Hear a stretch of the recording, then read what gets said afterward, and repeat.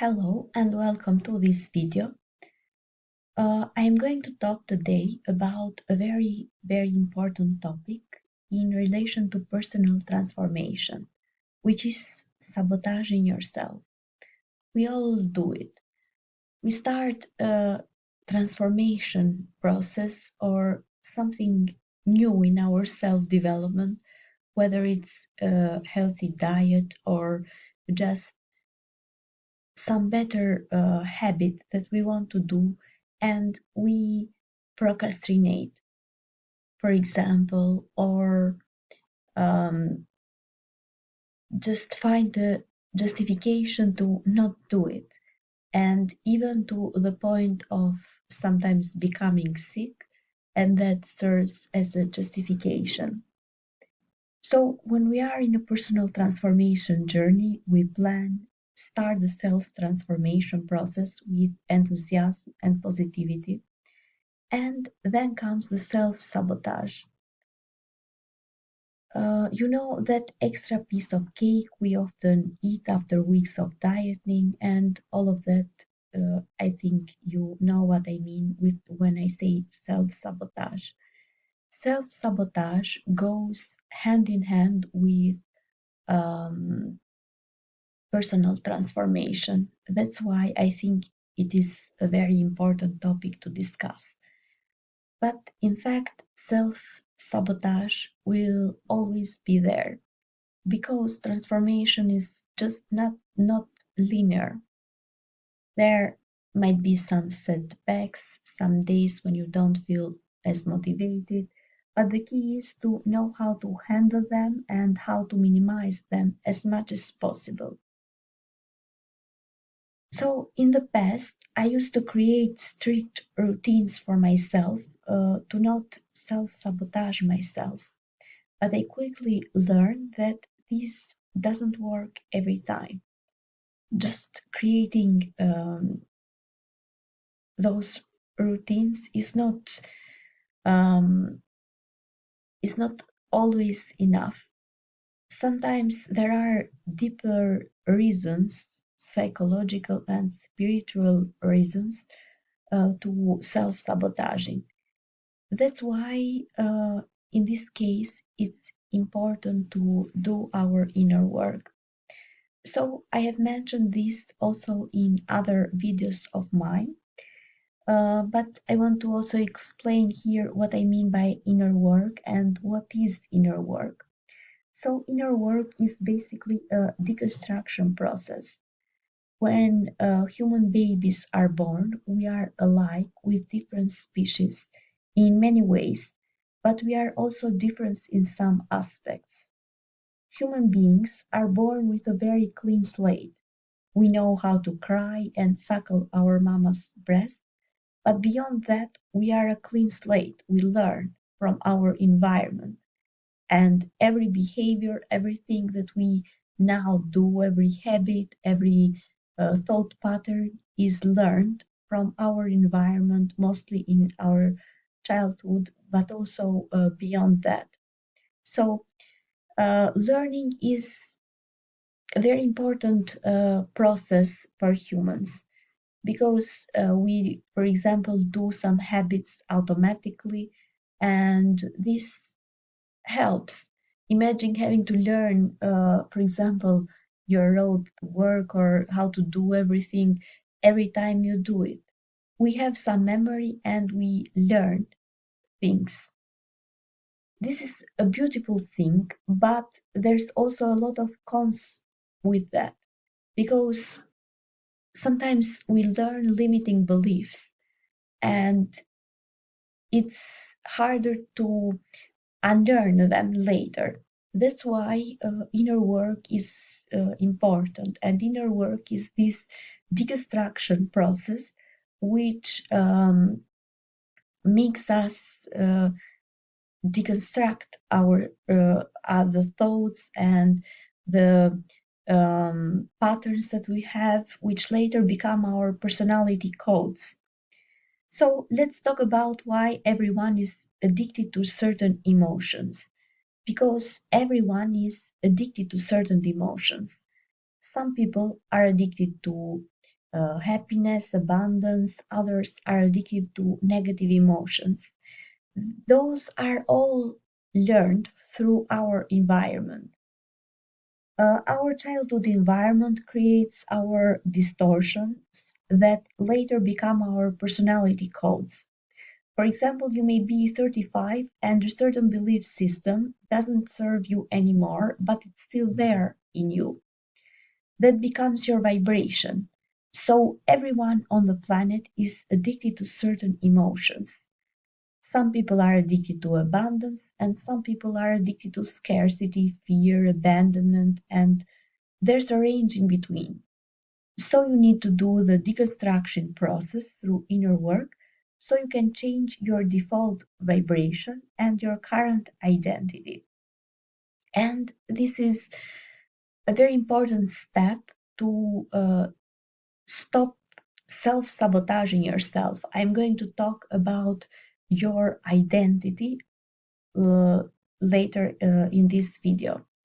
So when you start doing your inner work, know that resistance is part of the process.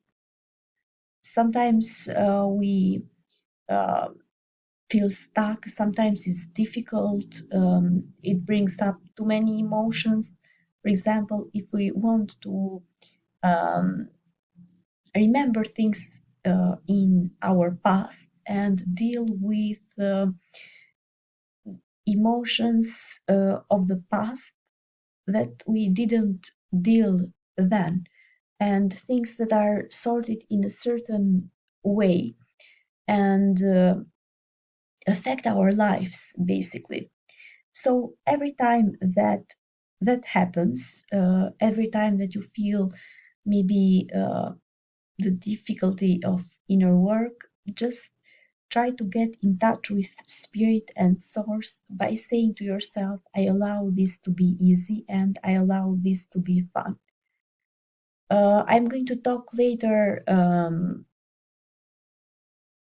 this video on how to change those limiting beliefs and create your new identity, because sabotaging ourselves is not just a behavior issue, it's an issue of identity, of the person that you want to become, going from the identity that you have to the identity that the person who you want to become would have. And you don't have to be born into certain perfect circumstances to do this and to live a happy life. You can get rid of your limiting beliefs and do this deconstruction process. This is very important. Whatever has happened to you, you can choose a new and different reality for yourself. So, when you aim to transform yourself in a certain area of life, there are two identities in you: your current one and your new identity. So, the version of you that has that thing already is a complete different identity. While the current personality doesn't want to change and keeps working in its own ways. It doesn't want to go out and try new experiences, think in new ways. That's why change is difficult and we end up self sabotaging. Sometimes we even talk ourselves out of it. For example, trying a new exercise routine, we might just say to ourselves, maybe that is not important, or trying a new diet, maybe we say to ourselves, maybe we live once, and who is healthy anyways, and things like that. We even sometimes try to talk ourselves out of it. So when a desire shows up, the new identity shows up, and you first have a desire to change. some area of your life and to transform. The new version of you has different ways of thinking and embodiment, while the old personality finds justifications to not have it.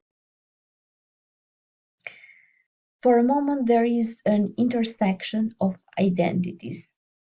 You have to let for a moment both versions of you live in you, your new identity and your old identity. Just accept that when you want to transform, when there is change, there are the two versions of you existing within you, like just two personalities that you need to arrange and to manage. So, to make sure that your new identity wins, so that you don't self sabotage.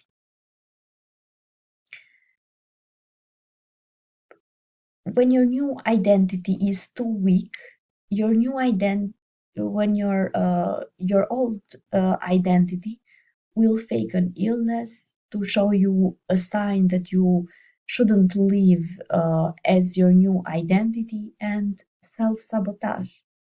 For example, we can do all kinds of things, even that's why I say this is not a behavior issue. It's a question of psychology and also spirituality. Because we find the craziest justifications when we don't feel like doing or acting like the new identity, the improved version. We even sometimes fake an illness or really become ill, but that is just subconscious self-sabotaging. One example is when you're trying to lose weight. Your current identity will say things like you only live once, working out is too masculine, and things like that. So, for a moment, there is this intersection of identities.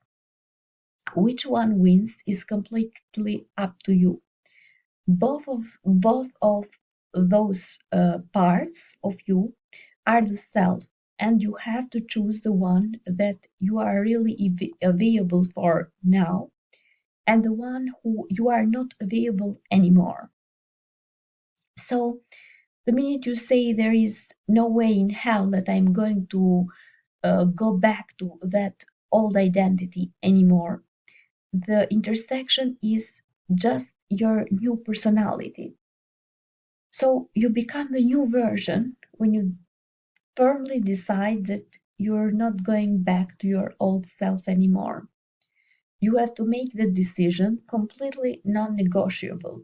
And sometimes this involves changing your environment. So uh, there's no going back.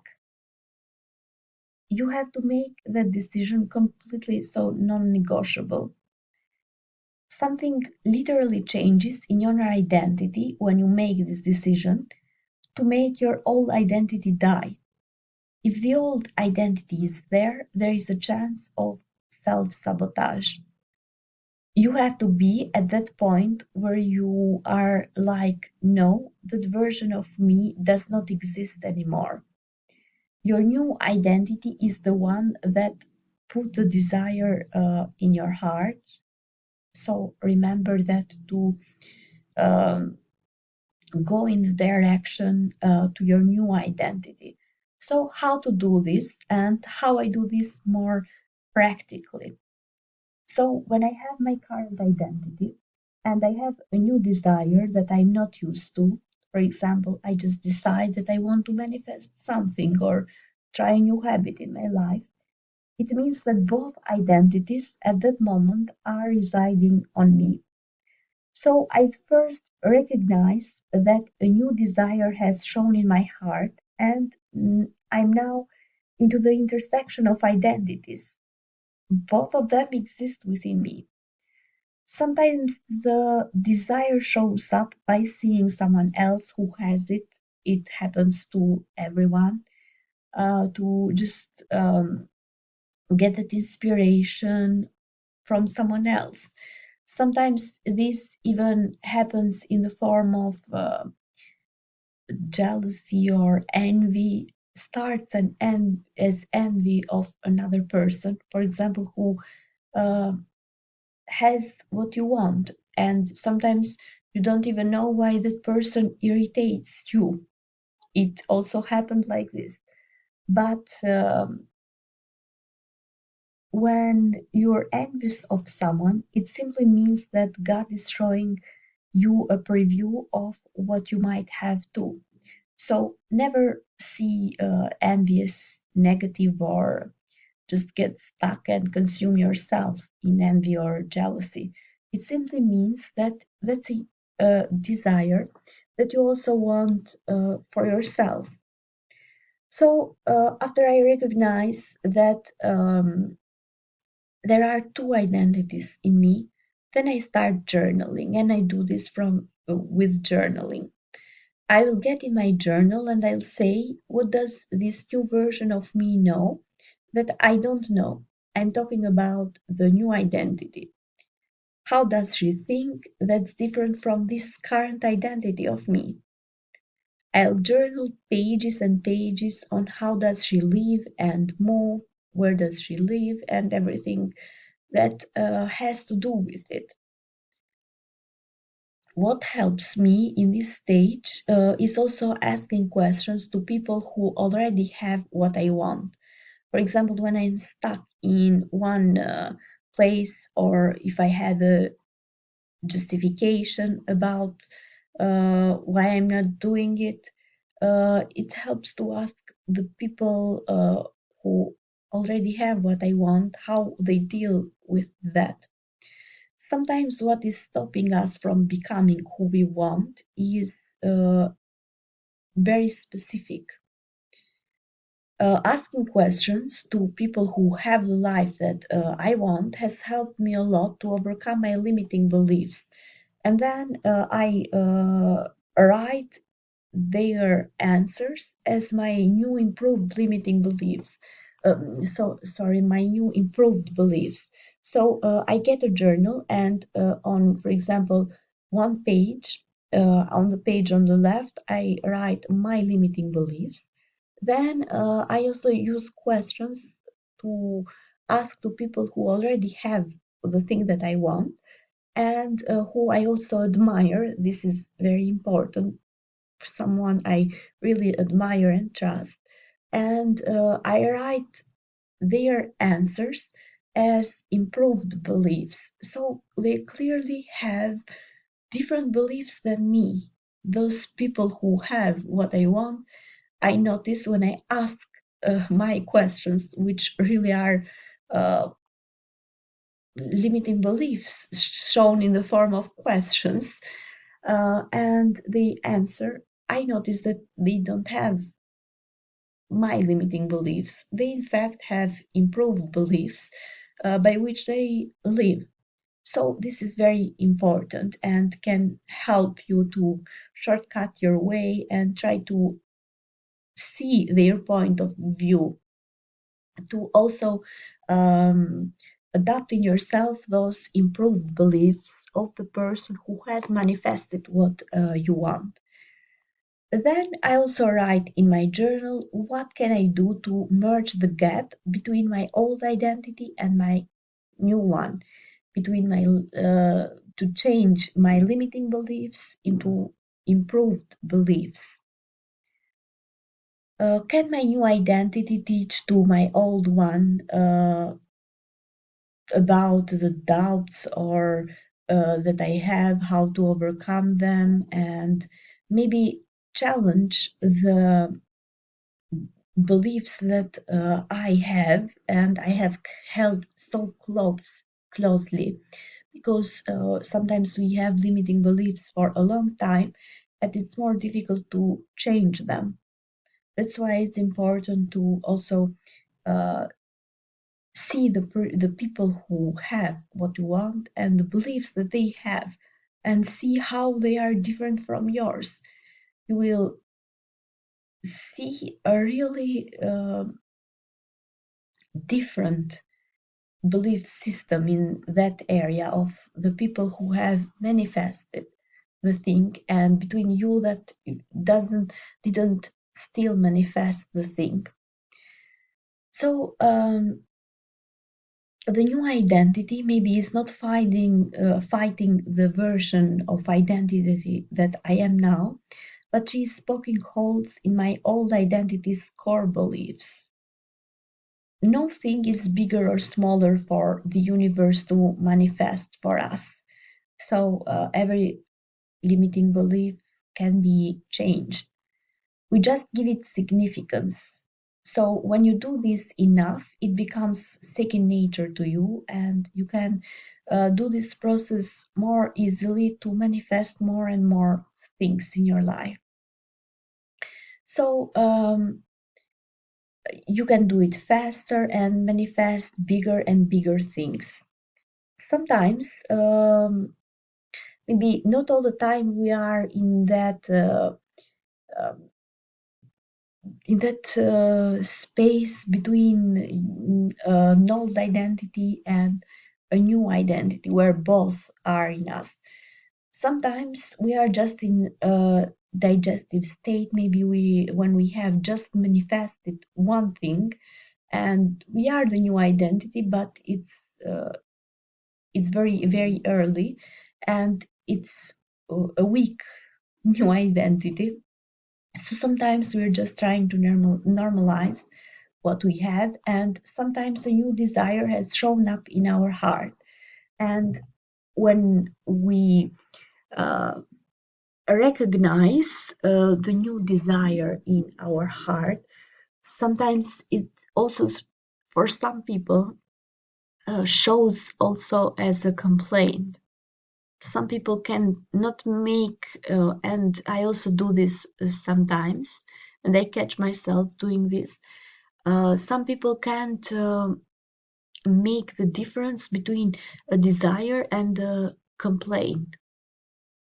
They, instead of saying what they desire, what they want, they say a complaint. They are unhappy, dissatisfied, maybe with something in their life, and they continue with that dissatisfaction, talking about it to people, friends, and thinking about it.